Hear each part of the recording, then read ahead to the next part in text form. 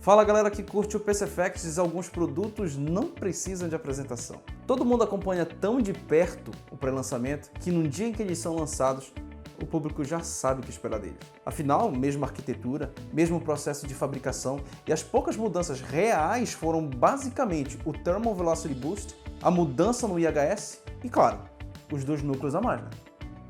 Mas assim, alguém precisa dizer para a Intel que meramente adicionar 2 núcleos num processador nem sempre vai ser um salto geracional.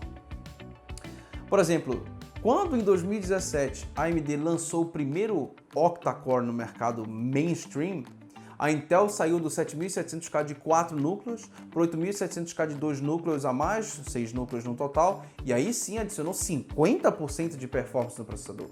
Bacana! Mas quando veio o 9900K para concorrer com a segunda geração de Ryzen, nós tivemos aí um salto de mais 2 núcleos, totalizando 8, e aí já foi um salto de 33%. E agora, vindo para o 10900K, nós tivemos mais 2 núcleos novamente e 25% de performance. E olha que não é bem 25%, se vocês viram no vídeo do canal em que eu faço mais ou menos um esboço do que cada uma das gestoras de cache, seja de processadores AMD, seja de processadores Intel, vocês vão perceber que conforme o Ring Bus adiciona novos núcleos, eles são, na verdade, novas paradas obrigatórias que acrescentam latência e diminuem a eficiência e performance dos núcleos mais distantes. Então acaba que não são 25%. E alguém precisa, respeitosamente, lembrando do histórico incrível que a Intel tem, lembrá-los de que eles são mais competentes do que isso. Eles podem lançar processadores melhores do que meramente a cada geração colocar 2 núcleos e às vezes ainda obrigar a gente a trocar de placa-mãe. Quer entupir de núcleos? Faça como a AMD, que em vez de meramente pôr mais 2 núcleos no CPU topo de linha do mainstream, colocou 8, mudou a arquitetura, mudou o processo de fabricação e ainda acrescentou o PCI Express geração 4, manteve a retrocompatibilidade, subiu o poder de cada núcleo em 15%. E devemos lembrar que adicionar 2 núcleos por adicionar, apenas para manter um nível de concorrência com relação à AMD, gera diversos problemas para a Intel. Seja eficiência energética, aumento de consumo, como também aumento de temperatura.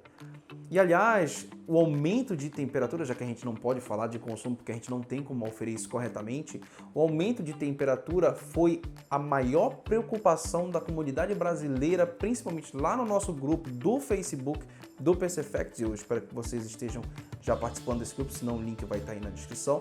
Mas essa foi a maior preocupação da galera. Por incrível que pareça, melhorou. Realmente, a remodelagem da correlação entre o die e a interface térmica deixou esse processador naturalmente mais frio que os 9900K da vida, mesmo com 2 núcleos a mais. Bom, se ele é mais frio, obviamente ele vai ser melhor para overclock, certo? Não, a gente precisa definir isso um pouquinho melhor. Mas só a título de exemplo, um 9960X, por exemplo, de 16 núcleos, em estoque, ele chega a 3.1 e vai até 4.6 no overclock, um outro patamar de performance. Um 8700K, por exemplo, ele vem a 4.3 e chega a 5 GHz, 5.2 GHz. Isso sim é uma elasticidade bacana ainda. O 10900K, por exemplo, em estoque vem a 4.9 e eu consegui botar ele em 5.1. E aí já começa a ficar bem restrito o overclock desse processador. Para tentar resumir o que encontrei aqui para vocês. Em estoque, o 10900K roda a 4.9, faz 6.296 pontos no Cinebench R20, atingindo 86 graus Celsius no watercooler de 360 mm. Se a gente puser o Gaming Mode, ele pula para 5 GHz, pega 6.429 pontos no Cinebench e nos aquece no inverno a uma temperatura de 97 graus Celsius. Aí você, lógico, vai ficar, pô Marcos, como é que você me fala que ele é mais frio que o 9900K se simplesmente, ele faz 97 graus Celsius em estoque, que na verdade não é estoque porque é o Game Mode, é um profile da Mobo, e 86 graus Celsius em estoque valendo. Na realidade, pessoal, a questão não é ele em estoque, porque a Aorus Master, segundo até testes do Gamer Nexus, ela realmente coloca uma tensão mais alta no estoque desse processador. E aí a gente precisa ter alguns workarounds para tentar lidar com isso. Se a gente esquecer o estoque e passar a mexer por conta própria, temos duas opções, o overclock e o undervoltage. Em overclock, eu consegui 5.1 batendo 6.619 pontos no Cinebench, mas ainda com CPU quente, 86 graus Celsius. Uma temperatura equivalente ao estoque dele, mas com melhor performance. Já em undervoltage, eu ponho o cara em 5 GHz, faço 6.488 pontos e ele roda a tranquilos 73 graus Celsius. Claramente, a melhor forma de usar esse processador é com undervoltage, pelo menos na minha opinião. A gente está falando, por exemplo, de 100 MHz a menos que o overclock máximo que eu consegui, mas a 1.22 volts em vez de 1.332 a 5.1 e 13 graus de diferença. Sem falar que ficou provado que os modos Stock e Gaming da placa-mãe usam uma tensão altíssima em qualquer circunstância, aumentando também inapropriadamente a temperatura. Não dá para categoricamente afirmar se isso é uma falha do controle interno da Intel ou da BIOS dessa placa-mãe. Agora, falando em BIOS de placa-mãe, essa Gigabyte Horus Masters aqui rodou de boas 3.600 MHz L16 nas memórias G-Skill que eu tenho, porém, quando eu pulei para as 4.000 MHz L19 também da G-Skill, que eu usava de boa na minha MSI Z390 Godlike da geração anterior, não deu boot de jeito nenhum. Sinceramente, a essa altura já era para isso tudo estar funcionando, cara.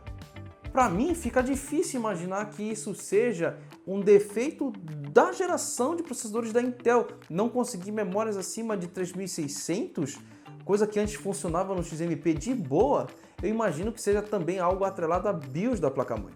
Como a gente vai receber uma MSI Mag Ace Z490 aqui no canal, a gente vai fazer esse teste nela para ver se ela dá boot. E aí, lógico, obviamente, a gente vai fazer também o review dela para vocês. Se vocês quiserem acompanhar, já se inscrevam no canal e marquem o sininho lá. Agora a gente vai falar da performance desse processador, incluindo o overclock que a gente fez, e vocês vão perceber que os 100 MHz a mais que a gente colocou não mudam o patamar do processador, não colocam ele em uma vantagem real, mas acrescentam 13 graus de temperatura. Em aplicações gerais, por exemplo, qualquer 3900X põe o Core i9 10900K em sufoco, overclockando ele ou não. Não muda o patamar de performance desse processador a gente fazer overclock. E eu devo salientar qualquer 3900X porque o meu é um dos piores samples que eu já vi e ainda foi testado numa X370. Realmente a Intel já está no limite do processo de fabricação, da arquitetura e do Ring Bus. Isso fica muito claro para mim quando a Intel lança um produto com clock lá em cima em estoque, justamente para poder fazer cócegas na concorrente. E além disso, em ela não conseguir lançar um processador com 12 núcleos para aí sim bater o 3900X por conta dos altos clocks, ou 14, 16 núcleos para competir com o 3950X, que na verdade parece que a Intel fingiu que ele nem existe, mas justamente por conta dessa incapacidade, dada a limitação da arquitetura, do processo de fabricação e também do Ring Bus.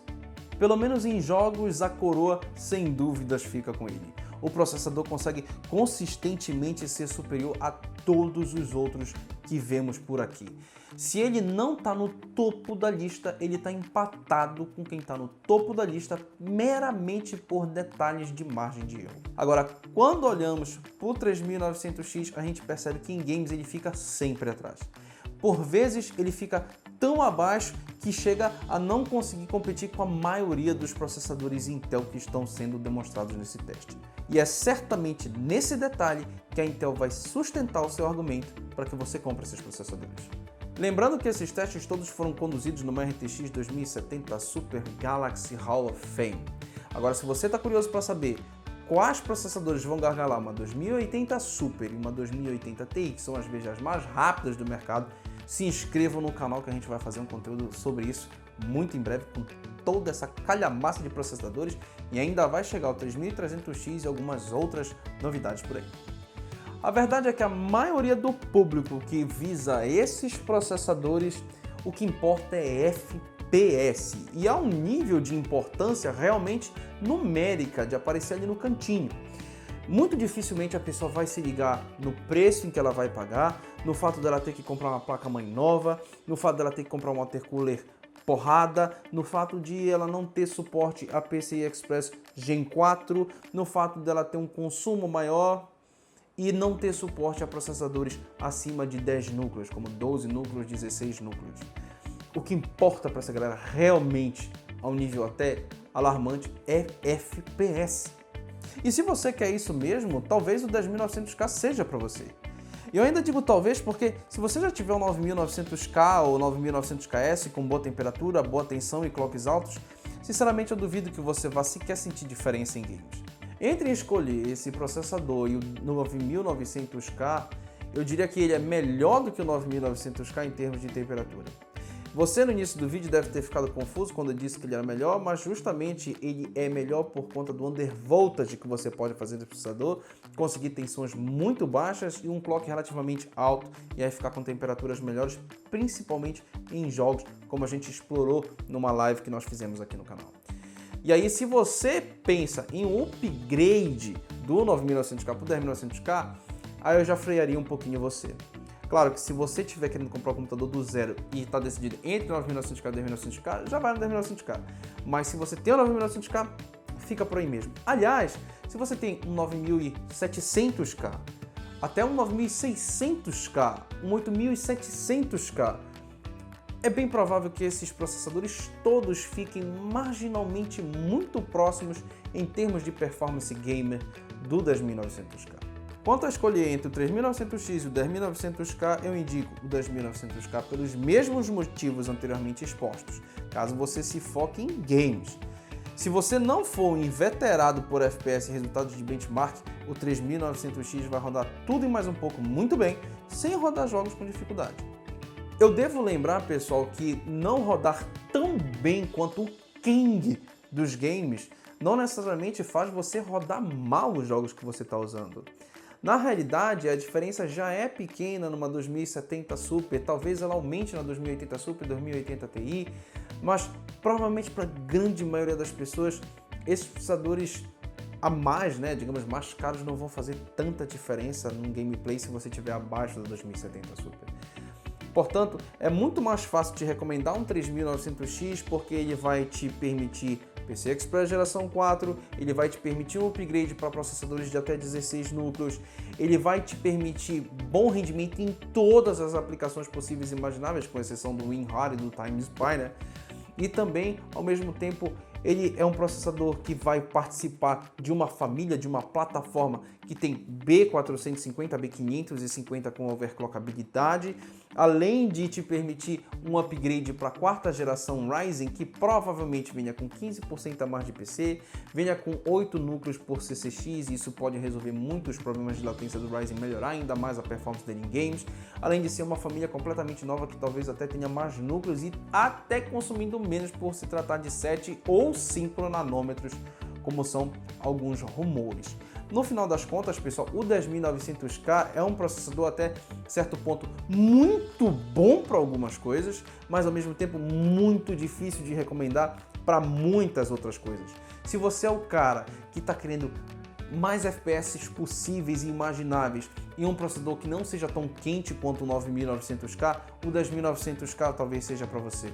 Mas ainda existem outras opções da própria Intel que te oferecem muita coisa bacana por menos do que isso, como o 9700K, por exemplo, e até o 9600K.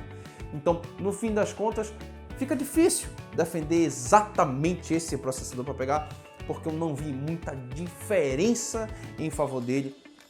E provavelmente vocês também não viram, porque se você olhar de novo os gráficos, e a gente vai deixar aí o link na descrição com todos os gráficos para vocês, vocês mal vão perceber a diferença de FPS nas barras dos gráficos.